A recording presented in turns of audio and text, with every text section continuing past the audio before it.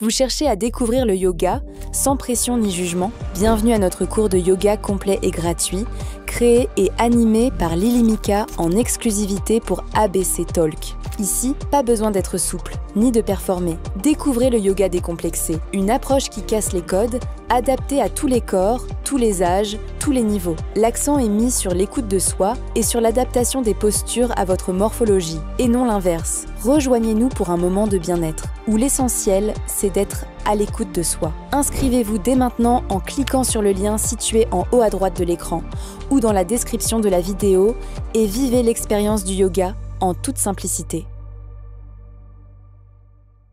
Champignons hallucinogènes, LSD, ayahuasca, iboga, ces substances longtemps décriées sont aujourd'hui objets d'études scientifiques pour soigner la dépression, les addictions, l'anxiété et encore plein d'autres choses. Un mouvement plein de promesses pour la psychiatrie, mais aussi pour tous ceux qui veulent aller mieux.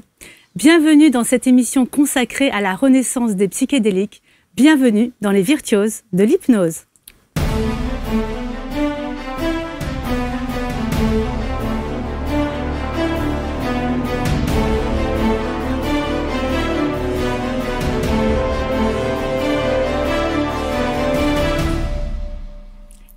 Et j'accueille sur le plateau Dominique Nora. Bonjour. Bonjour, vous êtes journaliste au Nouvel Obs et vous êtes l'auteur de ce livre magnifique, Voyage dans les médecines psychédéliques, qui est une véritable enquête sur le sujet, que ce soit dans l'histoire, dans ce qui se passe aujourd'hui dans le monde et en France, à différents niveaux. Et puis vous faites part aussi en filigrane de votre expérience personnelle de voyage avec quelques substances. Et beaucoup de témoignages aussi de patients d'entretien. Oui, absolument, qui sont passés par ces thérapies psychédéliques. C'est une véritable enquête extrêmement complète, extrêmement bien faite, extrêmement bien rédigée et c'est chez Grasset.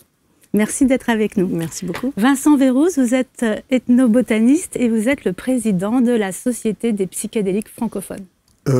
Plus exactement, je suis l'un des fondateurs de la Société psychédélique française. Oui. Et je suis chercheur en études psychédéliques, docteur en philosophie de l'université Picardie-Jules Verne. Très bien. Et vous êtes considéré comme un expert sur les psychédéliques et vous œuvrez beaucoup pour que les psychédéliques soient connus déjà, parce que c'est très méconnu en fait finalement les possibilités que peuvent offrir les psychédéliques. Vous aussi, vous êtes militant pour la science, pour qu'il y ait des recherches scientifiques. Vous vous occupez aussi de la prévention des risques, bien sûr, et merci d'être là. Merci aussi pour l'invitation. Waouh, partage, convivialité et échange avec tout le monde, vraiment. C'était collectif, tout le monde était là, tout le monde... un rayon de soleil, vraiment. Regarde la difficulté que j'ai de lever ma pote. Alors, un magnifique week-end auquel je ne m'attendais absolument pas. Il y a eu des moments de communion, de partage. C'était exceptionnel, beaucoup d'énergie. On a vécu des moments incroyables et vraiment, du fond du cœur, ça m'a ouvert le cœur et c'était... J'ai pas les mots tellement c'était très puissant. Donc la structure de chemin de vie, quand vous allez avoir fini votre petit calcul, vous allez connaître l'identité de votre premier allié, de votre premier ami. Tenue de groupe, c'était juste magnifique et les intervenants, franchement, rien à dire. Il faut le vivre pour savoir ce qui s'est passé vraiment. Bravissime. Alors ceux qui ne l'ont pas fait, je vous invite à expérimenter ce week-end ABC Talk. J'en ressors. Wouhou!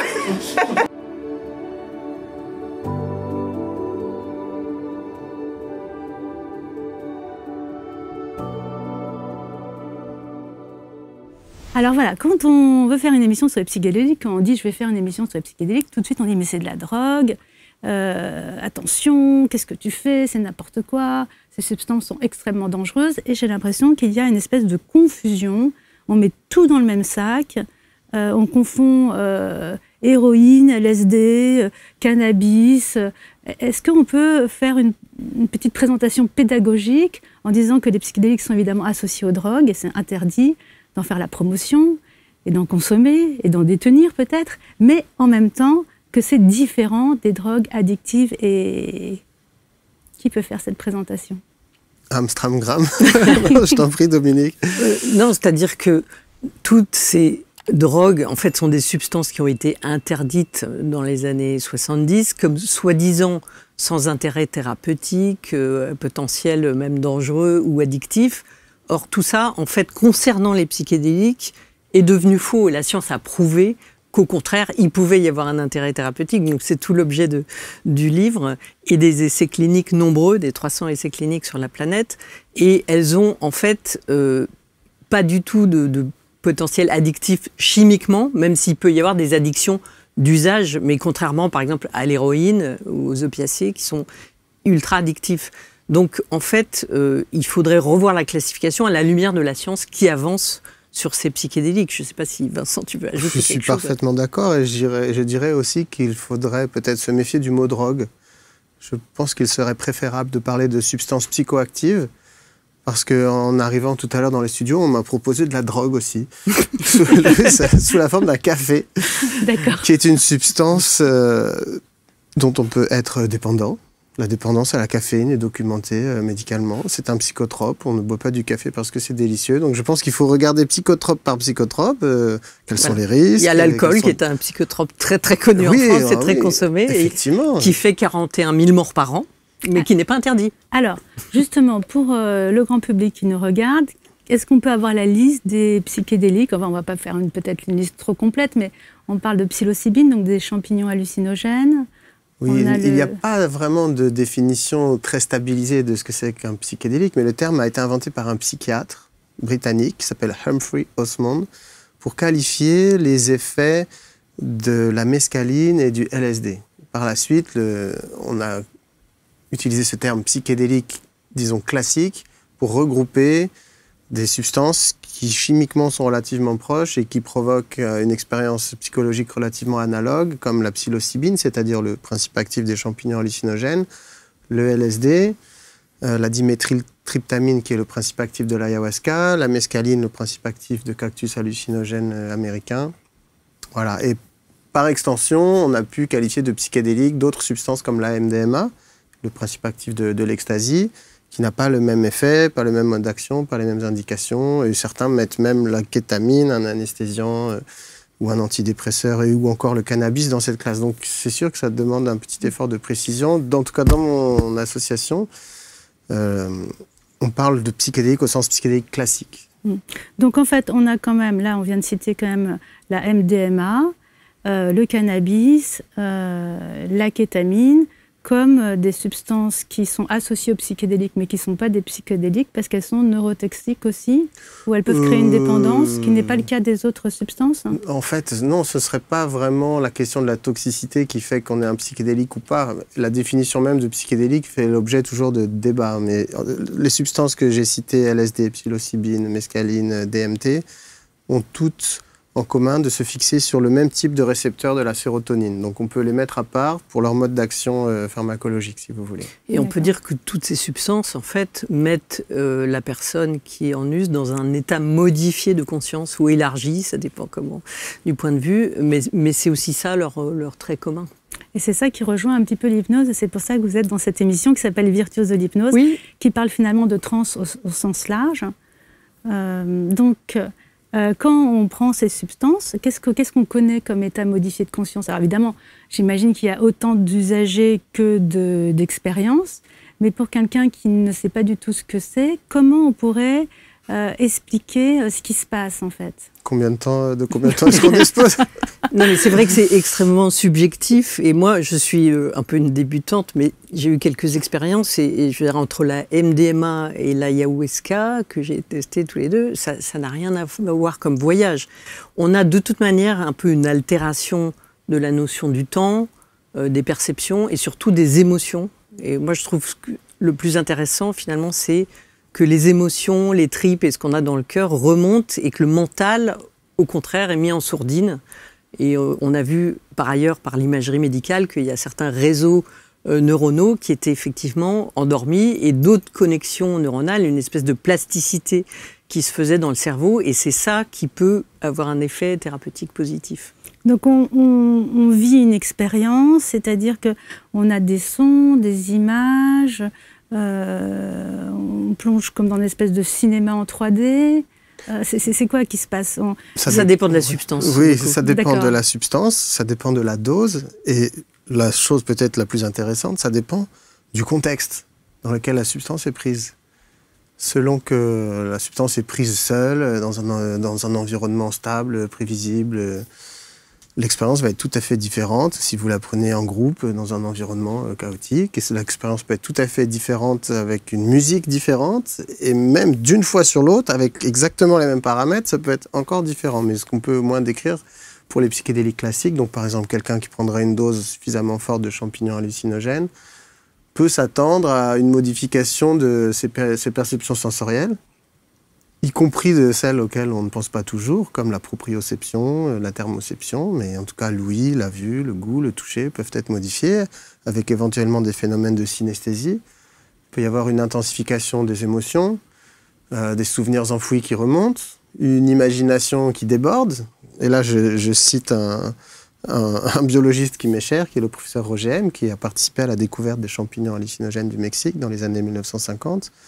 Et avec des doses suffisamment fortes, on peut éprouver des expériences de type spirituel ou mystique. Donc c'est tout un programme en fait, et c'est vrai que c'est difficile de décrire. Mais quand on parle des psychédéliques comme un outil thérapeutique, ça veut dire que ces expériences, ces souvenirs enfouis qui ressurgissent, ils ressurgissent d'une certaine manière qui fait qu'on est dans la compréhension des choses, dans un détachement émotionnel ou dans d'autres émotions, dans cette reviviscence qui n'est pas forcément vraiment une reviviscence. Qu'est-ce qui fait que ça soigne en fait? Alors, c'est une vaste question, mais pour schématiser un petit peu, par exemple les gens qui sont en stress post-traumatique, qui ont subi un trauma et qui arrivent ensuite dans un état en fait dépressif où beaucoup de choses font revivre le trauma et donc ils sont chez eux, ils n'arrivent plus à sortir, comme des femmes qui ont été abusées par exemple, ou des vétérans des guerres. Donc j'ai recueilli des témoignages de ces gens qui ont été ensuite soignés dans des essais cliniques avec la MDMA, qui est un peu la substance qui s'est spécialisée sur le stress post-traumatique. Et en fait, elle a la vertu de faire revivre ces expériences traumatiques, un peu comme dans un film, effectivement, mais comme on les vit dans un environnement très sécurisant, avec un soignant à côté, de la musique, etc. On arrive à mettre à distance, en fait, les traumas et à ne plus s'identifier à ces traumas.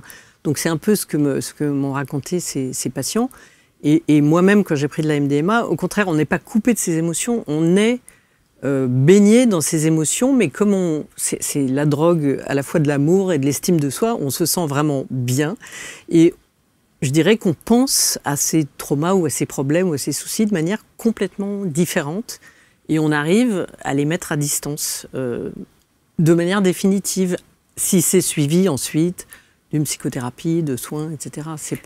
Et encore une fois, ce n'est pas un remède miracle, ça ne réussit pas à tout le monde.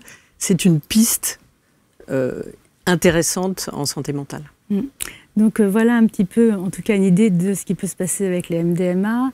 Et avec les champignons hallucinogènes, comment vous pourriez décrire, alors évidemment j'imagine qu'à chaque fois c'est différent, mais comment on pourrait décrire un peu le type d'expérience? Est-ce qu'on revit aussi des choses du passé? On peut revivre des choses du passé, mais on peut vivre aussi des expériences qui n'ont rien à voir avec son passé. C'est vraiment très difficile à décrire. Je pense que c'est éminemment singulier, propre à chaque personne, propre à chaque prise. Ce qui est intéressant, c'est si jamais il y a des symptômes de dépression, par exemple, de constater qu'après une prise suffisamment forte, ces symptômes décroissent fortement. Quant au mécanisme d'action, je crois qu'il reste encore très mystérieux. En toute rigueur, il faudrait un médecin pour s'exprimer dessus. Oui, mais en fait, la question que je pose, c'est un petit peu, est-ce que c'est l'expérience psychologique ou spirituelle qui crée un changement, ou est-ce que c'est ce qui est connecté dans le cerveau à ce moment-là? Peut-être les deux. Peut-être les deux. Je ne crois pas que quelqu'un puisse prétendre savoir exactement pourquoi ça marche aujourd'hui. Certaines équipes, comme celle du professeur Roland Griffiths, à Baltimore, ou Robin Cartaris quand il était à l'Imperial College de Londres, associaient l'intensité de l'expérience et sa qualité mystique ou spirituelle au succès thérapeutique. Mais d'autres équipes ne partagent pas cet avis. C'est peut-être cette plasticité cérébrale, psychologique qui se produit qui est thérapeutique. Je crois qu'aujourd'hui, on ne peut pas savoir si c'est l'expérience psychologique ou un effet biologique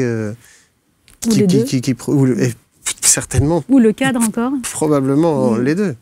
Probablement les deux. D'accord. Mais tout ça reste encore très mystérieux et c'est d'autant plus fascinant. Et alors, il me semble qu'il y a un mouvement dont vous parlez, Dominique, dans votre livre, qui fait que les scientifiques ou les laboratoires, enfin, je ne vais pas faire de généralisation, qui travaillent dessus, voudraient justement séparer l'expérience spirituelle d'un côté à l'expérience neurochimique de l'autre, pour arriver à faire des médicaments qui finalement ne nécessitent pas forcément d'expérience spirituelle, mais qui peuvent directement soigner dans le cerveau.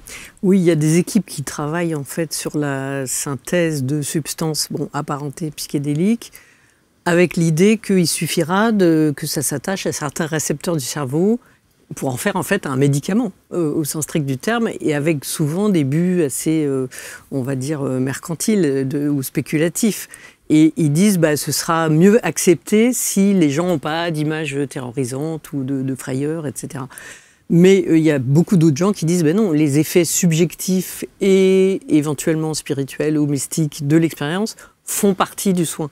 Et là aussi, le débat n'est pas du tout tranché dans la communauté scientifique. D'accord. En fait. Et de votre côté, vous n'avez pas d'idée là-dessus Bien sûr que si. J'ai plein d'idées. Bon, j'ai même des secrets pour me donner des idées. Eh bien, en fait, ce que je trouve assez fascinant, j'espère vous en convaincre, avec ce genre d'expérience, c'est qu'elles ont un effet sur les croyances métaphysiques des personnes qui s'y soumettent. À plus forte raison que la dose est forte. On peut vraiment réviser sa façon de penser, son rapport à la vie, à la mort, au temps, à la conscience, à l'existence d'un Dieu, au pluriel, au singulier. Ça a des conséquences vraiment métaphysiques. Il y a plus de gens dans la communauté des usagers de psychédéliques qui pensent que la conscience est une propriété de la matière que le produit du fonctionnement du système nerveux central. Vous voyez, comme si l'usage de ces substances pouvait en quelque sorte rendre animiste. Donc une personne qui souffre d'addiction ou de dépression et qui souhaite se soigner, il faudrait peut-être la prévenir qu'elle pourrait avoir un bouleversement existentiel quand même intense. Mais qui n'est pas systématique. Qui n'est pas systématique, mais qui est possible. Mais qui est possible. Et que ce bouleversement aide justement dans la guérison. Éventuellement. Alors, par exemple, le témoignage que j'ai eu de ce Canadien qui a fait usage de la psilocybine dans le cadre d'un groupe thérapeutique pour la fin de vie. Donc c'est du palliatif en fait, et en compassionnel au Canada, on prend des gens qui sont cancer stade 4. Et qui sont anxieux aussi. Qui sont certains qui vont mourir à moyen, voire à court terme, qui ont des angoisses de fin de vie absolument insoutenables. Donc cet homme, il était claquemuré dans sa chambre, il ne pouvait plus parler à ses enfants, etc. Il a bénéficié de ces thérapies. Et en avril, quand je l'ai interviewé, il est mort en août, donc pas très longtemps après, il n'avait plus aucune inquiétude à l'idée de partir. Et il dit, non seulement je profite de ma famille, de mes enfants, et je mène une vie aussi normale que possible compte tenu de mon état, mais en tout cas affectivement, relationnellement normale. Mais finalement, je suis une enveloppe corporelle qui va s'en aller. Donc je fais partie d'un grand tout, et il n'était pas du tout religieux avant. Donc c'est l'expérience spirituelle. Expérience spirituelle. Qui a calmé ses angoisses entièrement. Complètement calmé ses angoisses de la mort.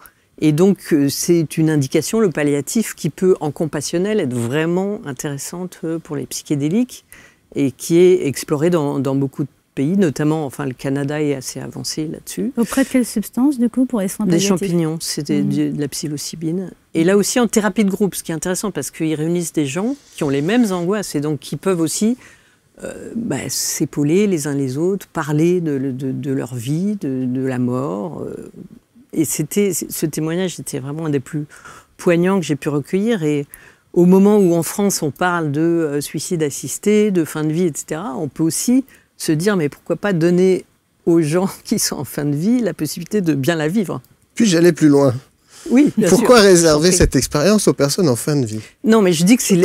c'est rhétorique. Pas du tout, pas du tout, les réserver, mais c'est un endroit par où commencer, parce que là, le bénéfice-risque, il est avéré. C'est ça que je pense. Après, je pense que ça peut profiter à beaucoup de gens. Effectivement, parce que des études menées sur de très grandes populations depuis les années 1970 jusqu'à nos jours montrent que chez les usagers de psychédéliques, Donc LSD, psilocybine. Apparemment, la santé mentale est meilleure. Et la santé somatique aussi.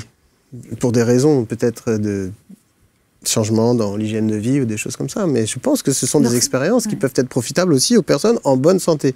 Malheureusement, je crois qu'en disant ça, je peux me mettre dans l'illégalité parce que la présentation sous un jour favorable de substances classées sur la liste des stupéfiants est interdite. Mais qu'est-ce qu'un stupéfiant? Mais vous pouvez parler de votre expérience peut-être Avec plaisir, si vous me le demandez. Oui. En fait, moi, j'ai commencé par découvrir la littérature scientifique sur le sujet. J'étais étudiant au Muséum national d'histoire naturelle et je faisais un stage dans une station, la station de biologie marine du Muséum d'histoire naturelle en Bretagne. Et puis le soir, j'étais dans la bibliothèque tout seul.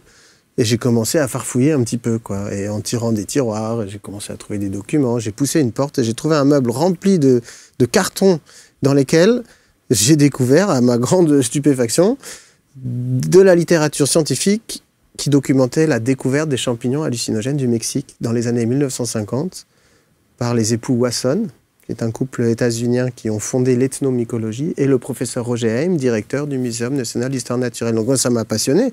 Vous imaginez un jeune homme de 25 ans qui tombe sur des caisses remplies de papier sur les champignons hallucinogènes. Ah, incroyable! J'ai passé la nuit à tout lire, à tout photocopier, et à force de lire les comptes rendus d'expérience, ça m'a donné effectivement envie d'essayer. Donc j'ai essayé, ça m'a donné envie de réessayer, etc. Si vous voulez. Est-ce que ça a changé votre vie? Est-ce qu'il y a un avant-après? Absolument. Oui, alors là, vraiment, j'étais timide, j'étais mélancolique, et je ne suis plus. Non, vraiment, j'avais une forme d'anxiété sociale. Voilà, comme beaucoup de mes amis d'ailleurs, hein, on s'est retrouvés en petit groupe. Et j'aurais aimé rencontrer ça bien avant dans ma vie. J'ai été frappé par un drame à l'âge de 20 ans. Là, mon meilleur ami s'est suicidé, en fait. Donc ça, c'était vraiment une épreuve terrible, quoi. Et disons, oui, 5-6 ans plus tard, j'ai découvert cette expérience. Et je l'ai exploré vraiment par curiosité. Et c'est après avoir augmenté les doses, en répétant les prises, que je me suis rendu compte que je me sentais vraiment très bien, que je m'étais rarement senti aussi bien, que je pouvais commander une baguette de pain à la boulangerie sans être terrorisé quand on me demandait si je la voulais bien cuite ou pas. Vraiment, ça a changé ma vie, oui, bien sûr. Ça m'a soulagé d'une mélancolie profonde et d'une forme d'anxiété sociale. À ce moment-là, vous vous êtes rendu compte qu'en France, il y avait pas beaucoup de gens qui connaissaient ou qui... Les gens qui connaissaient à l'époque, moi j'ai eu mon bac en 1995, et les gens qui me parlaient de LSD, de champignons hallucinogènes, ce sont ceux qui sont partis dans ce qu'on appelait nous le techno-move. C'est-à-dire ceux qui allaient en rêve party, qui faisaient des fêtes qui commençaient à 1h du matin et qui rentraient 3 jours plus tard, et qui ont vite quitté le lycée finalement. Donc ça m'avait pas donné une opinion très très favorable de ce genre de drogue. J'ai dit le mot drogue, pardon. Oui, bah oui.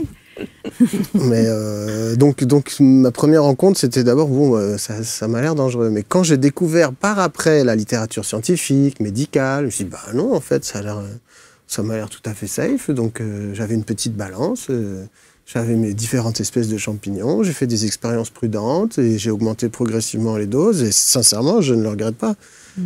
Ce qu'il faut dire, c'est que la littérature scientifique, elle datait des années 50, 60, et puis ensuite, il y a eu une omerta complète suite à la guerre aux drogues décrétée par Nixon, surtout pour tuer la contre-culture, et le LSD, les champignons, avaient été partout sur les campus, et voilà, l'emblème des gens qui étaient contre la guerre au Vietnam, c'était les psychédéliques. Donc ensuite, tout ça est passé à la poubelle, y compris dans les études de médecine, on ne parlait plus du tout des psychédéliques comme un soin, alors que dans les années 50, Cary Grant a 60, fait... oui, 50-60. À partir du milieu des années 50 jusqu'au milieu des années 60, les psychiatres californiens donnaient du LSD à leurs patients pour catalyser la thérapie. Et même en France, il y a eu des essais cliniques à l'hôpital avec le LSD, avec la mescaline, avec la psilocybine. Ça a été considéré comme un médicament expérimental. Donc tout d'un coup, ça devient entièrement interdit.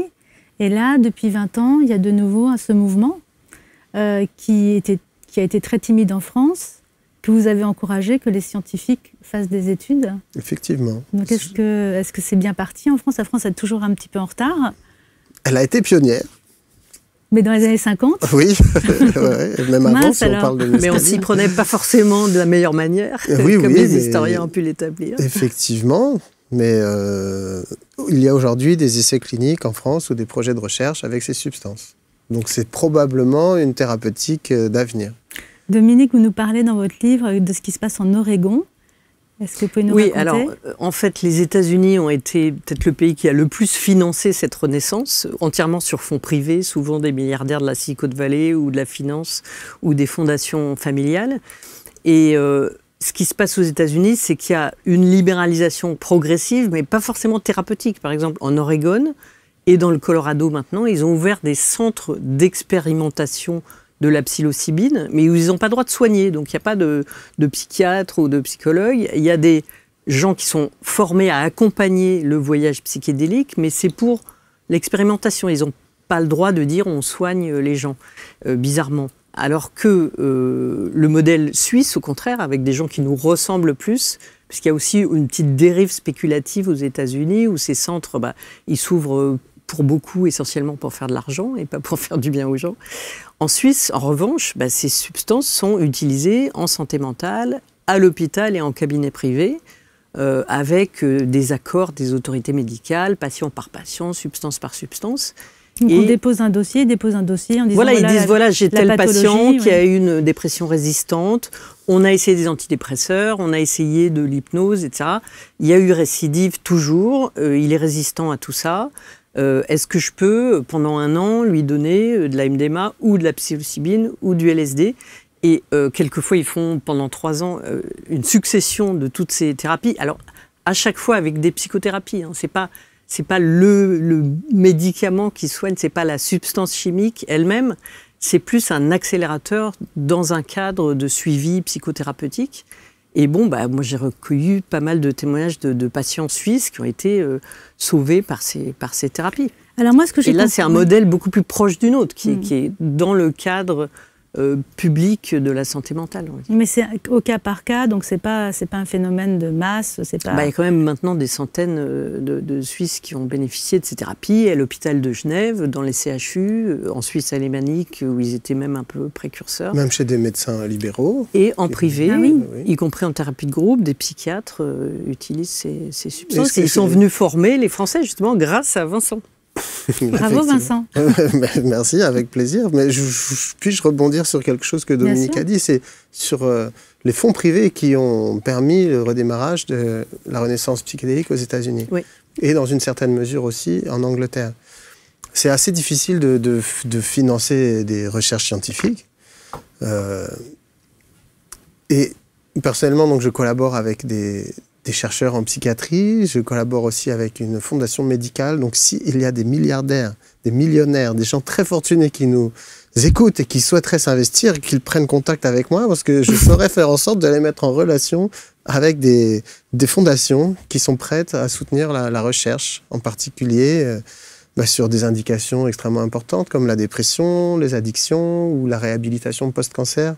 La psycho-oncologie, la détresse existentielle, on a besoin de fonds en fait. Si vous me permettez de faire une petite annonce, bien sûr. La voilà passée vraiment. Parce qu'en fait, il faut de l'argent pour faire des essais cliniques, c'est ça? Absolument. Donc ça se déroule sur plusieurs mois, sur plusieurs années. Oui, c'est très coûteux. C'est très coûteux. Oui, c'est-à-dire les essais cliniques, il y a 2 manières de les faire. Soit on les design tout seul, comme au CHU de Nîmes, et il faut recruter des gens, etc. Soit on s'inscrit dans un essai clinique fait par des industriels, mais on est un petit peu prisonnier de leur modèle, comme Compass, qui est une start-up britannique.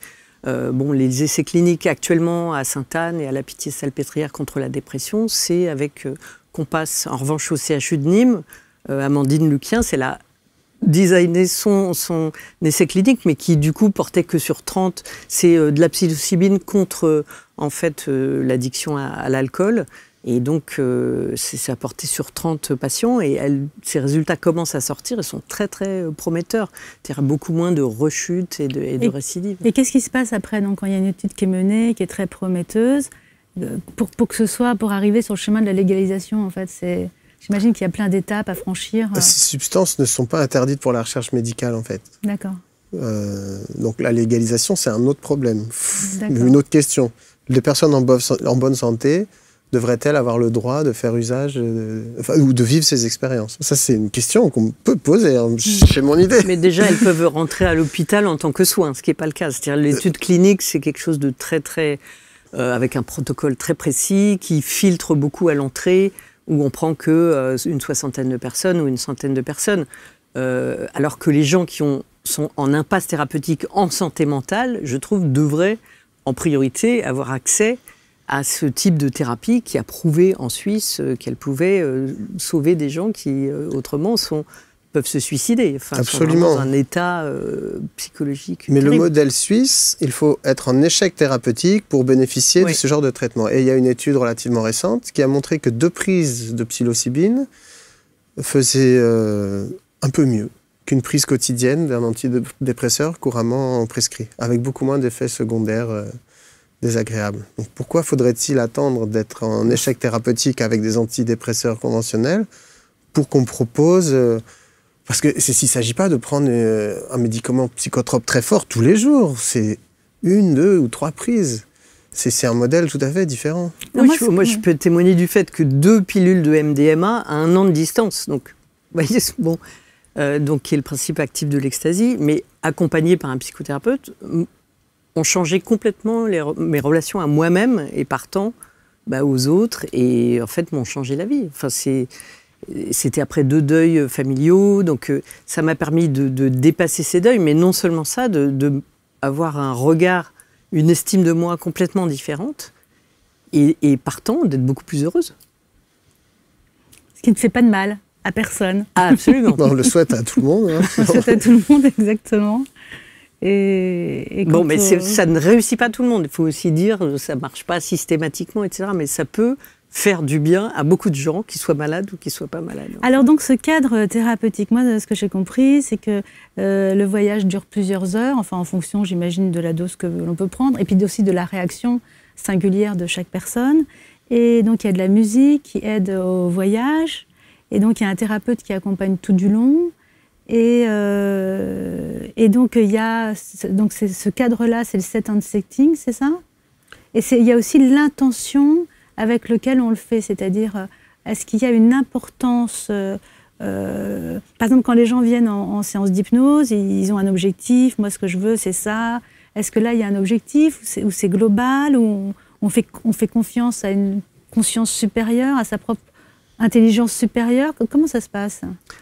Moi, j'ai fait ça donc, avec un psychothérapeute. Donc, ça se passe en général, les gens sérieux, d'abord, ils filtrent beaucoup à l'entrée. Il ne faut pas de conditions cardiaques, il ne faut pas d'hypertension. Ils ne prennent pas tellement les gens qui sont déjà sous antidépresseurs, en fait. Et bon, une fois qu'on a passé ce filtre-là, on a une conversation avec le psychothérapeute en disant « Pourquoi vous voulez faire ça? Quelle est votre motivation ?» Donc, on fixe effectivement une intention.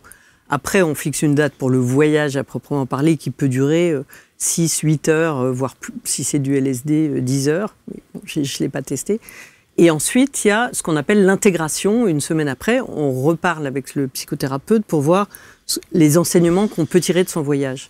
Mais le set and setting, c'est mindset, c'est l'intention, et setting, c'est le cadre dans lequel on fait. Et c'est très important que tout ça soit bien fait et avec des gens compétents. Mais on peut aller complètement ailleurs que l'intention qu'on avait fixée. Parce qu'en fait, voilà, c'est complètement subjectif. Et c'est ce qu'on disait tout à l'heure. Il n'y a absolument aucune reproductabilité. Voilà, on ne peut pas reproduire le même voyage ou savoir où cette substance va vous emmener. Puisque ça dépend de vos émotions et surtout pas de votre mental, en fait. Donc, est-ce qu'on peut imaginer, avec ces voyages, qu'il y a comme une conscience supérieure qui vient nous guider, qui vient nous conduire vers telle ou telle expérience, qui vient nous faire découvrir, qui nous prend par la main? Est-ce que c'est la plante qui nous prend par la main pour aller découvrir telle ou telle chose? Je ne sais pas si ce que je dis, c'est complètement romantique. Non, mais les gens, par exemple, dans les rituels d'ayahuasca, ils disent oui, c'est la plante qui décide et on a un dialogue avec la plante. Effectivement, enfin, moi, j'ai testé l'ayahuasca dans un temple américain, puisqu'il y a une exception religieuse où tout ce qui est enregistré comme temple ou église a droit de donner des sacrements avec ces plantes psychédéliques. Mais bon, j'ai parlé avec l'ayahuasca, etc. Mais l'idée d'une conscience supérieure ou du fait que ce soit l'univers qui vous guide, etc., ça dépend vraiment de vos croyances personnelles. moi, je suis assez cartésienne, en fait. Je pense pas. J'ai pas l'impression d'avoir fait de voyage mystique. Vous avez quand même parlé avec une plante, Dominique, alors. Oui, parce que j'ai complètement parlé avec une plante. Et d'ailleurs, c'était à mourir de rire parce que ça donne beaucoup d'hallucinations, l'ayahuasca. Donc, elle me couvrait de plumes serties de bijoux, c'était très joli, ou de peau de serpent. Et je lui dis, mais quand même, moi, je suis un mammifère, puis. En fait, pourquoi je suis pas un gorille, là? Mets-moi des poils, plutôt. Elle me dit, mais non, on fait pas ça chez nous, on a que des oiseaux et des serpents. Donc, c'est des dialogues imaginaires qui se formulent à plumes, pendant le voyage. Mais ce qui m'a le plus intéressé dans cette expérience d'ayahuasca, c'est pas du tout ça. C'est que j'ai revécu, en fait, mon existence depuis l'état de fœtus dans le ventre de ma mère jusqu'à... Donc, mon intérêt personnel, il est beaucoup plus psychanalytique. D'autres gens, après, prendront un grand plaisir à avoir des plumes serties de bijoux et voir des choses merveilleuses. Les effets que cela produit dépendent vraiment de la personne, de son caractère, de sa culture, de l'environnement. Et il y a une étude assez récente là, qui vient de sortir, où on a donné une forte dose de la psilocybine à un imam, un rabbin, un prêtre et un bouddhiste. Et ils ont tous eu l'impression de rencontrer une entité divine, sauf le bouddhiste, qui s'est retrouvé dans un espace au-delà des concepts et il n'avait pas de mots pour en parler. Mais il est en tout cas très possible d'avoir des expériences de type spirituel ou mystique avec une dose suffisante de psilocybine, c'est-à-dire une expérience où on a la sensation de ne faire qu'un avec quelque chose qui est beaucoup plus vaste que nous, où la sensation d'exister indépendamment du monde extérieur ne fonctionne plus. Donc on appartient à un grand tout, et où on a une sorte de transcendance du temps et de l'espace ordinaire, des sentiments de paix, de joie, la sensation du caractère sacré de cette expérience, et la croyance intuitive qu'on comprend quelque chose sur la nature de la réalité. Donc c'est des expériences dont on peut sortir transformé avec... Et comment on réatterrit alors de cet univers merveilleux? On fait partie d'un grand tout, avec sans doute la dissolution de l'ego, puisqu'on fait partie du grand tout. Comment on réatterrit alors? On pourrait dire... Ça dépend des gens, mais effectivement, il y a des gens que ça peut perturber. À la Société psychédélique française, on a ouvert un espace de discussion en ligne et en présentiel pour des personnes qui pourraient avoir des expériences qui les laissent dans un état un peu pénible ou indéchiffrable ou troublant, et ces espaces ne désemplissent pas. Donc effectivement, il y a la question de savoir comment accompagner des expériences qu'on peut qualifier d'extraordinaires. Mais quand on a connu quelque chose d'extraordinaire, on peut être après déçu quand on revient dans l'ordinaire de la vie ou... Vraiment, hein, la plupart des usagers semblent en meilleure santé mentale que la population générale, avec une appréciation de la vie augmentée. En vérité, je cherche un terme, parce que hallucinogène, ça ne convient pas. Dominique, on est d'accord, on a un recul sur ces visions que l'on a. Oui, tout à fait, on reste en fait quelque part conscient. Donc c'est pas vraiment des hallucinations, plutôt des hallucinoses. Des visions. Psychédéliques, ça veut dire qu'ils révèlent l'âme. Mais qu'est-ce que l'âme? Est-ce que c'est un concept vraiment scientifique? Il faudrait en débattre. Donc ça ne convient pas non plus beaucoup. Certains disent antéogène parce que ça provoque une expérience de type sacré avec Dieu en soi, mais on n'est pas obligé d'être théiste. On manque d'un terme. Moi, je cherche un mot qui voudrait dire générateur de joie de vivre ou augmenteur de joie de vivre. Ça peut produire cela. Mais je ne dis pas que c'est systématique. Donc en fait, au lieu d'envoyer des missiles partout dans le monde, on devrait envoyer des petites pastilles. C'était le rêve de Timothy Leary, il a mal fini, si je puis dire. Mais notre rêve à la Société psychédélique française, c'est plus d'information et d'éducation sur le fait qu'il existe de telles expériences, qu'il est possible de les faire. Et de déstigmatisation, parce que moi, certains amis, même journalistes, à qui j'ai fait part de mes expériences, me disent « Ah bon, tu te drogues maintenant ?» Ben non, je me drogue pas, je me soigne et je vais très très bien. Qu'est-ce que donnerait une société où l'usage de ces substances serait accepté et banalisé? Ça pose la question de l'influence des psychotropes sur les sentiments, les opinions, les croyances, les comportements. Je viens d'apprendre très récemment que, je crois que c'est dans les années 1980, on a demandé d'arrêter de servir du café dans les prisons. Parce que ça rendait les gens nerveux et que ça causait du trouble à l'ordre. Donc, ça soulève cette question de quels sont les psychotropes qu'on accepte, qu'est-ce que ça donne sur le fonctionnement de la société. Je pense que ça mérite un débat éclairé par les sciences. Ce qui est assez frappant, en fait, comme image, c'est de dire que les psychédéliques aident à se libérer d'une addiction à l'alcool, par exemple. que l'alcool finalement est une drogue et que cette autre drogue, qui sont les psychédéliques, peuvent permettre la libération d'addiction. Ça, c'est quand même incroyable. Oui, mais le mot drogue en français, il est piégeux, effectivement. En anglais, on dit drug, et c'est aussi bien une drogue qu'un médicament. Et c'est le même mot, et on connaît le concept du pharmacone. Donc voilà, les médicaments peuvent être des drogues. Et même aux États-Unis, il y a des essais cliniques où ils essayent de sevrer les gens de cette drogue terrible, des opioïdes, qui fait des centaines de milliers de morts, avec du LSD ou de la psilocybine. C'est pour ça que c'est bien choisi votre titre Voyage dans les médecines, en fait, dans les médecines psychédéliques. Oui, et des médecines ancestrales. Enfin, je veux dire, ça fait des millénaires que voilà, des peuples amérindiens aussi soignaient les gens psychiquement ou psychologiquement avec ces substances. Ou qu'ils s'en servaient pour trouver des objets perdus, des personnes disparues, pratiquer la divination. Là, ça pose la question. De la conscience, en fait. Bah oui, complètement. Effectivement, en Occident, on cherche à en faire des outils thérapeutiques. Mais pour ce que je sais de ce qui se passe sur le continent américain, en tout cas dans la littérature ethnographique de la période que j'ai étudiée, c'était peut-être moins des outils thérapeutiques que des outils de pronostic médical. Ou vraiment clairement des outils, des supports de divination. Donc là, on parle des chamans, en fait. C'est-à-dire que ce n'est pas tout à chacun qui pouvait prendre des psychédéliques, c'était réservé... Ça dépend des peuples. Je pense qu'il est difficile de généraliser sur le monde amérindien.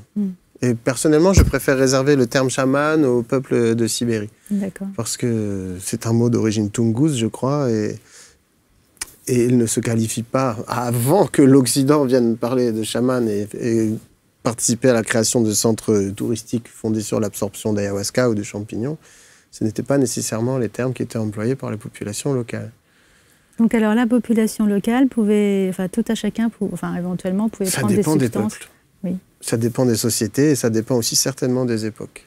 Donc en fait, là, on est en train de penser que les psychédéliques, ça ouvre d'autres sens que les nôtres, puisqu'on arrive sur la télépathie, sur l'intuition, sur des connaissances de maladies. On arrive encore dans un autre domaine. Oui. On n'est plus dans l'expérience spirituelle ou dans une extase. C'est encore autre chose. C'est-à-dire qu'en fait, ça ouvrirait quelque chose qu'on garde après sans substance. Éventuellement, oui. Comment devenir médium avec les psychédéliques? Écoutez, ça, j'ai pas fait l'enquête. Non, mais moi, ça m'a intéressé même dans le cadre de ma thèse, puisque le professeur dont j'ai étudié les archives, il siégeait à l'Académie des sciences, il dirigeait le Muséum national d'histoire naturelle. Donc ce Roger Haim. Roger Haim, effectivement, c'était pas un rigolo. Et quand on lit un peu ses correspondances, on voit que sa rationalité vacille et qu'il commence à admettre le pouvoir de divination. Provoqués par ces substances. Et en rencontrant des praticiens et des praticiennes amérindiennes au Mexique, on lui fait des prédictions qui lui semblent complètement insolites et qui s'avèrent exactes. Chez des volontaires qui font l'expérience des champignons hallucinogènes pour la science à Paris dans les années 1950, il y en a une qui prétend développer une sorte de pouvoir extralucide. Donc on arrive vraiment aux frontières de notre rationalité. Ces expériences, quand on les fait, je peux parler des miennes, j'en ai fait un certain nombre, on est quand même souvent placé face à un grand mystère, quoi. On vit des expériences tellement insolites qui défient la raison. C'est fascinant. Hein. Donc nous, en vous écoutant, on a l'impression que vous n'avez pas fait comme Dominique 2 expériences transformatrices, mais vraiment une multitude je ne les ai pas comptées, je ne les ai pas comptées. Mais oui, j'en ai fait plusieurs, disons. Et donc, à chaque fois, des expériences différentes. Oui. Est-ce que vous avez l'impression d'avoir fait le tour? Oh non. Non. Et plus l'expérience est forte, moins j'en refais une rapidement, si vous voulez. J'ai pu passer plusieurs années sans faire d'expérience. Mais si à un moment, je me suis trouvé un peu déprimé, un peu anxieux, je me suis dit, tiens, il est temps que j'y retourne. Mais à des doses suffisamment fortes, c'est vrai qu'il y a des expériences qui peuvent modifier nos certitudes, quoi. Donc, avec l'expérience dont vous évoquiez tout à l'heure, avec les différents chefs religieux, en fait, qu'est-ce qu'ils en ont conclu? Qu'est-ce qu'ils ont fait après? Qu'est-ce qui s'est passé, en fait? Écoutez, après leur rencontre avec une divinité, enfin, en tout cas, avec leur Dieu. C'est un peu trop tôt et je ne voudrais pas répondre à leur place. D'accord. Mais sur les premiers essais cliniques qui ont eu lieu avec la psilocybine à Baltimore, donc sur des volontaires sains, il s'agissait non pas de soigner, mais de voir si enfin d'étudier l'expérience mystique ou spirituelle, leur entourage a constaté un changement positif de leur comportement. En fait, la question que je voudrais poser, c'est est-ce que malgré les différentes cultures ou malgré les différences géographiques, même de plusieurs personnes dans le monde faisant l'expérience de la psilocybine, est-ce que quand il y a une connexion spirituelle, est-ce qu'elles arrivent au même endroit? C'est-à-dire, est-ce qu'elles ont le même type d'expérience? Comme on a pu voir avec les expériences de mort imminente, où quelle que soit la culture, les gens rapportent le même processus, enfin en tout cas différentes étapes qui sont un peu les mêmes. Est-ce que là, il y a où est Dieu, en fait? Si on peut, comme ça, élargir sa conscience et monter et voir des choses. Et si plusieurs personnes le font, est-ce qu'on va au même endroit ou est-ce qu'on ressent les mêmes choses? Je pense que... Cette idée de faire partie d'un grand tout, quand même, c'est que ça doit être une expérience qui doit être assez partagée ou... C'est possible, mais là, il faudrait vraiment faire de l'ethnopsychopharmacologie, c'est-à-dire étudier les effets d'une certaine dose, d'une certaine substance, en fonction de la culture. Mais les représentations culturelles du monde invisible des peuples amérindiens précolombiens sont certainement très différentes des représentations culturelles du monde invisible des occidentaux d'aujourd'hui qui prennent de fortes doses de psychédéliques. D'accord, donc on y va avec sa propre coloration, ou en tout cas pour rapporter l'expérience, sa culture, ses propres mots et sa culture. Et on est obligé de, si on veut mettre des mots dessus, forcément, ça passe par le fil de la culture de toute façon. De toute façon, oui. Je crois qu'on est prisonnier de notre culture, en quelque sorte. Mais qu'on peut, en quelque sorte, s'en libérer momentanément, ce qui nous aide à certainement relativiser nos certitudes. Alors, il y a des expériences qui se passent plus ou moins difficilement aussi. On parle de bad trip. Qu'en est-il? C'est-à-dire que ces voyages peuvent donner à voir des choses désagréables qui font peur, revivre des traumas, ce qui n'est jamais non plus agréable, même si c'est fait dans un cadre très différent. Mais je dois dire qu'il y a des techniques et des protocoles pour que ça se passe bien. D'où l'importance d'être accompagné par des facilitateurs qui ont appris à calmer des angoisses. Et donc, dans la formation, par exemple, que Vincent avait organisée à Paul Brousse pour les médecins français qui allaient accompagner les premiers essais cliniques, il avait organisé une simulation de bad trip, justement. Alors évidemment, personne n'avait pris de champignons, mais Vincent avait écrit des scénarios où le médecin qui était allongé et qui était censé mimer en fait le patient disait « mais qu'est-ce que tu m'as donné? Je deviens fou, je veux m'en aller », essayait de courir dehors et il fallait que les autres médecins réagissent pour le calmer, etc. Donc oui, il y a des expériences difficiles, mais elles ne sont pas forcément corrélées au succès ou à l'échec de la thérapie. C'est ça qui est intéressant. Oui, oui. Ouais. On peut avoir une expérience pénible et pour autant se sentir très bien après. Moi, par exemple, je suis allé aux Pays-Bas prendre une dose très forte de psilocybine, encadrée avec d'excellents tripsitters. Ça remonte à quelques années, ça devait être vers 2016. Mais parce que les Pays-Bas ont légalisé en fait la prise de psilocybine. La vente et la consommation Non, c'est pas légalisé, mais c'est toléré. Truffes, n'est pas interdite. Il y a des truffes fraîches, c'est ça? Oui, il y a des centres où on peut expérimenter le mycélium, c'est-à-dire la truffe de champignons mouillée. Oui. Mais en tout cas, qui contient aussi de la psilocybine. La musique qui nous a été passée, c'est une sélection musicale qui était exactement la même que celle qui avait été utilisée à l'hôpital de l'Imperial College de Londres pour soigner la dépression résistante. Mais il y a des musiques vraiment extrêmement poignantes qui m'ont fait ressentir, et mes voisins et mes voisines aussi, des chagrins extrêmement intenses. Mais vraiment, j'entendais tout le monde sangloter autour de moi. Moi-même, ça n'allait pas du tout. On est venu me voir, Vincent, ça va? Je dis non, ça va pas du tout. Mais qu'est-ce qui se passe? C'est la musique. Mais vous êtes fous? Vous avez mis une musique tellement triste. Mais après avoir éprouvé cette tristesse, mais intense, je me suis senti vraiment très, très, très bien. Comme s'il y avait une fonction cathartique. Il y a un petit schéma dans une publication qui parle de mécanismes d'action des psychédéliques par rapport aux antidépresseurs conventionnels pour soigner la dépression, qui montre les différents récepteurs de la sérotonine qui sont sollicités. Et dans le cas des antidépresseurs qu'on appelle inhibiteurs sélectifs de recapture de la sérotonine, qui sont les antidépresseurs qui sont couramment prescrits en ce moment, on parle d'émoussement émotionnel, quoi. C'est-à-dire on est moins triste. on est peut-être aussi moins joyeux. Enfin, il y a tout un tas de... Peut-être ça joue aussi sur la libido. En tout cas, bon, il y a une sorte d'émoussement. Tandis que les psychédéliques classiques, donc psilocybine, provoquent une sorte de ils disent emotional release, c'est-à-dire une sorte de débordé par ses émotions. Ouais, voilà, les émotions sont éprouvées de façon très très très forte, et une fois qu'on a éprouvé cela, on se sent mieux. Alors j'ai pu éprouver des chagrins très intenses, mais dans d'autres contextes, sans leur musique très très triste, mais le chant des oiseaux, j'ai pu avoir des euphories intenses et me rendre compte que j'étais euphorique, ce qui me rendait encore plus euphorique dans une boucle infinie, et ça ne fait pas de mal non plus. Quand on retourne à la vie ordinaire, j'étais plus facilement guilleret et jovial, et je ne m'en plaindrai pas. Donc pourquoi les Pays-Bas, pourquoi chez eux c'est possible c'est quoi leur spécificité qui fait que... La même chose avec le cannabis, c'est-à-dire qu'en fait, c'est pas une priorité de la répression, c'est pas non plus légalisé, en fait, c'est toléré. Et donc, dans les smoke shops à Amsterdam, on peut acheter du cannabis et on peut acheter des truffes de champignons. Pas dans les mêmes boutiques, cela dit. C'est rarement les mêmes boutiques qui vendent... À Amsterdam, j'ai vu à Harlem, j'ai vu que c'était les mêmes. Souvent, il y a les smart shops et il y a les coffee shops. Bon, voilà. Alors, au coffee shop, qu'est-ce qu'on trouve alors? Toutes sortes de cannabis. Voilà. Je ne parlerai pas en même termes du cannabis que des champignons hallucinogènes. Très bien.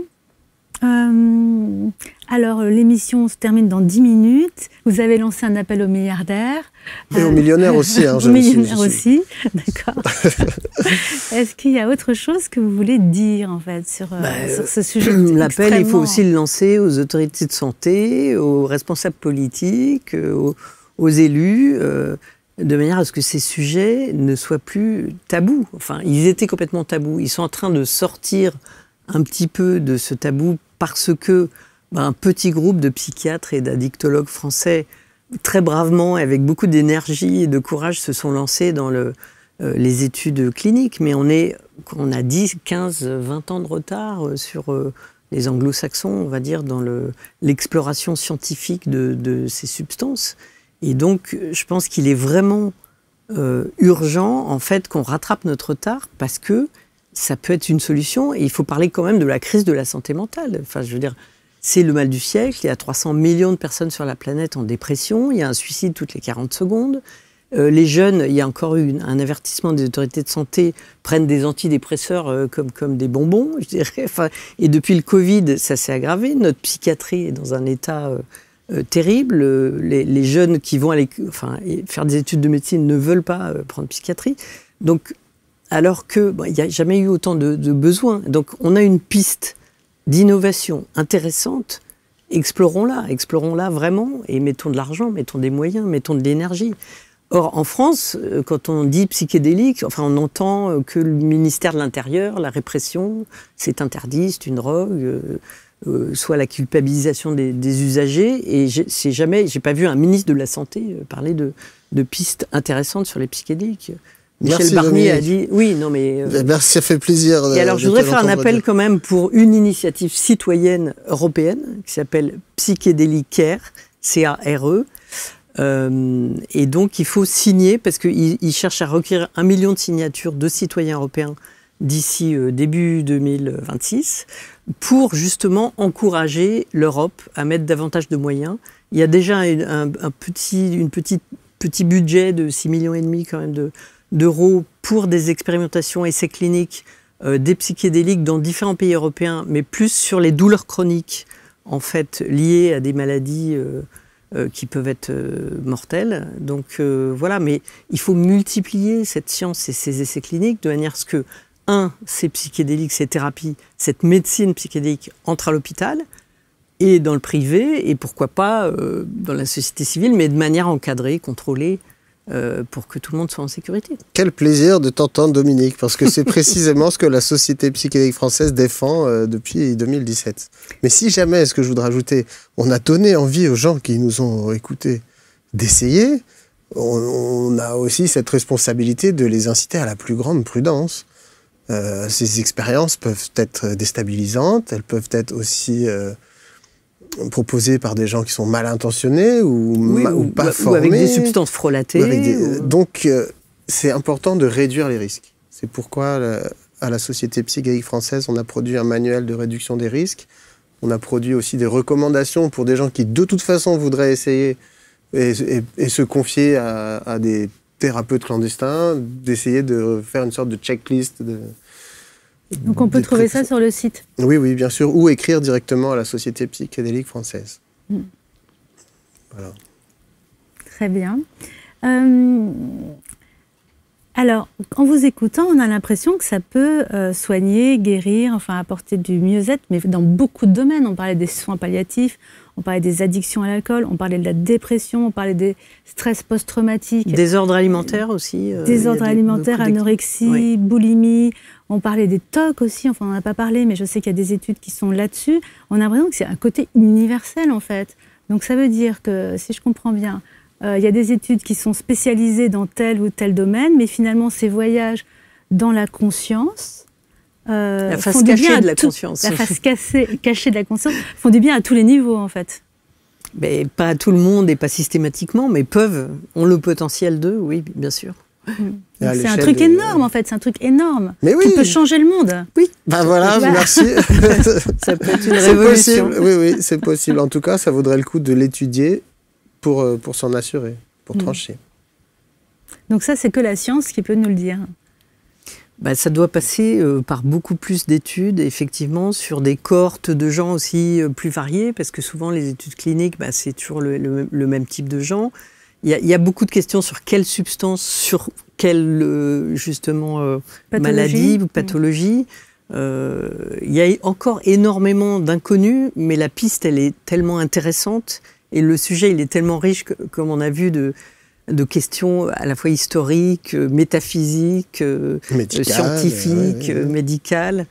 C'est pour ça qu'on est passionné. Bien sûr. Donc en fait, ça fait baisser, enfin le point commun de tout ça, ça fait baisser la souffrance en fait.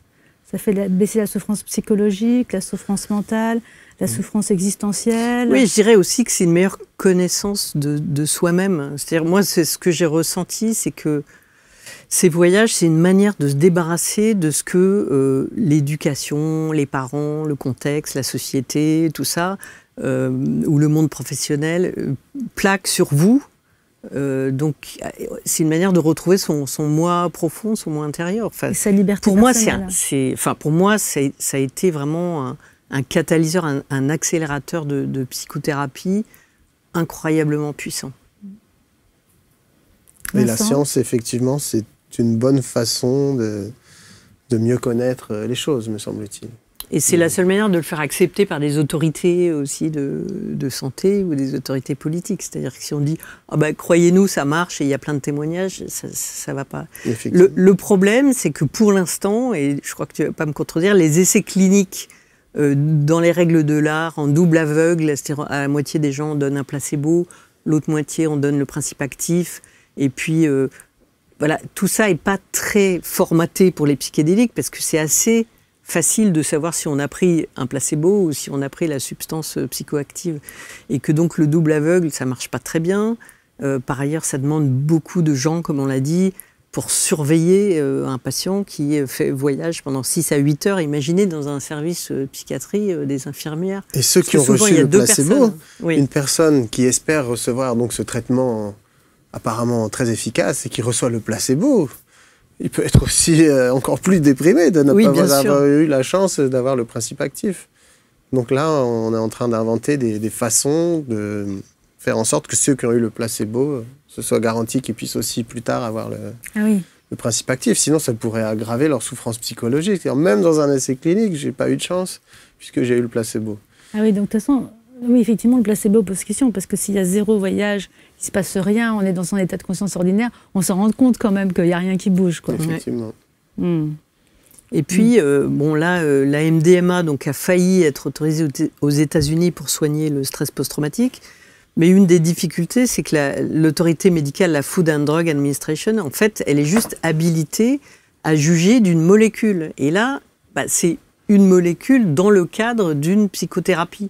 Donc c'est un combo, en fait, que les autorités de santé ne sont pas habituées à juger de l'efficacité. Parce qu'ils disent, ah bah oui, mais est-ce que c'est la psychothérapie ou est-ce que c'est la MDMA ?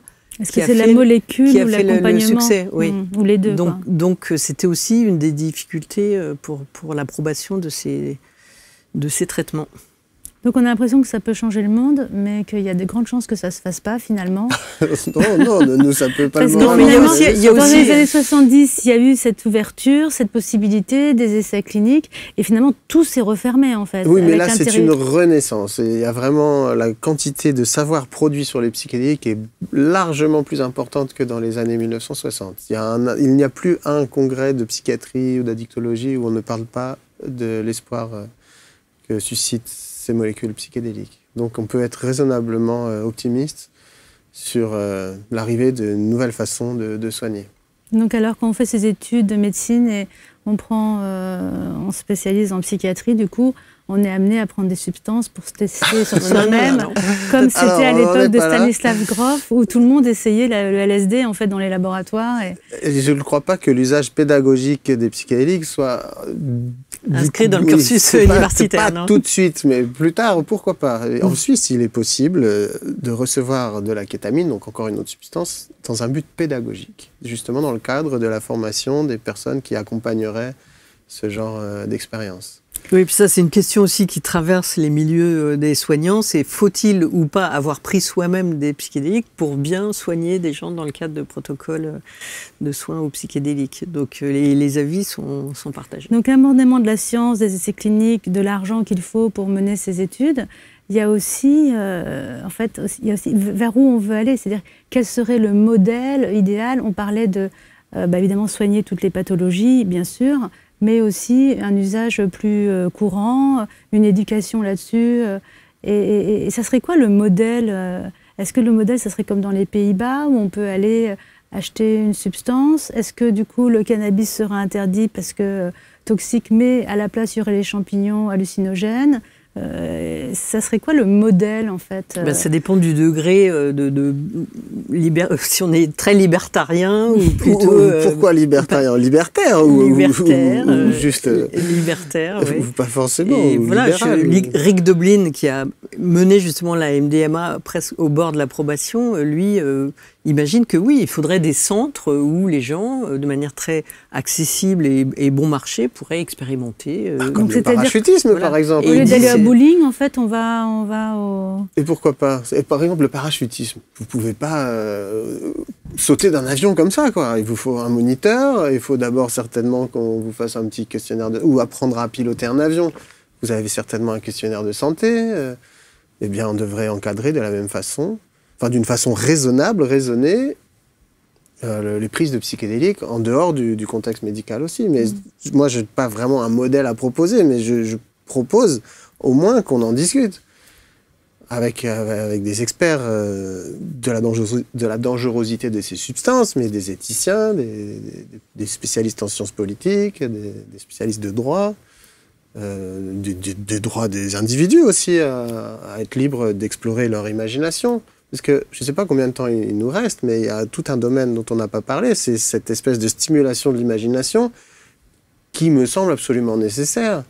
Pas seulement pour avancer en mathématiques ou en physique théorique ou que sais-je, mais aussi peut-être pour inventer des nouveaux modèles d'organisation politique ou des solutions concrètes à des problèmes, je ne sais pas, d'effondrement de la biodiversité ou de changement climatique. Utiliser cette imagination augmentée pour trouver plein d'idées, sélectionner les bonnes et essayer de voir si ça ne nous permet pas aussi un peu d'accélérer le changement politique absolument nécessaire en ces temps vraiment tendus, quoi. Donc j'ai ouï dire que dans la Silicon Valley, en fait, les créateurs de contenu prennent des micro-doses en fait, de psilocybine pour justement augmenter leur capacité créative ou de discernement. Ou pour se désangoisser, parce qu'ils sont aussi dans des entreprises qui demandent de la productivité. On n'a pas parlé du tout du microdosing, mais ça pourrait être... Alors, s'il y a peut-être quelque chose à dire, c'est qu'il est possible que prendre de façon chronique de la psilocybine puisse avoir un effet dangereux pour le cœur, en provoquant des valvulopathies et des fibroses cardiaques par rapport à un certain récepteur de la sérotonine qui serait stimulé, qui est le même que pour le Mediator. Donc c'est peut-être une meilleure idée de microdoser du LSD que de la psilocybine. Mais tout ça, on est encore aux marges de la connaissance. Il y a un risque théorique qui existe, qui n'est pas encore corrélé par l'épidémiologie, mais Et les bienfaits du microdosage ne sont pas établis par des études scientifiques. Il y a des études qui disent oui, ça peut être intéressant pour plein de raisons, et puis d'autres qui disent non, en fait, il y a un effet placebo, on ne sait pas. Très bien. Bah, écoutez, ce sera le mot de la fin. Vraiment, je vous remercie pour cet éclairage tout à fait nécessaire, puisque on veut sur ABC Talk se sentir mieux. On est une chaîne de thérapeutes, et donc on souhaite une société, bien sûr, qui va mieux. Donc je recommande Voyage dans les médecines psychédéliques de Dominique Nora chez Grasset, et puis bien sûr tout votre travail que vous avez fait avec la Société des psychédéliques françaises, et on peut vous retrouver sur Internet. Bien sûr. Merci à tous. Beaucoup. Bon voyage dans la réalité et ailleurs. À bientôt sur ABC Talk TV. Merci beaucoup. Merci.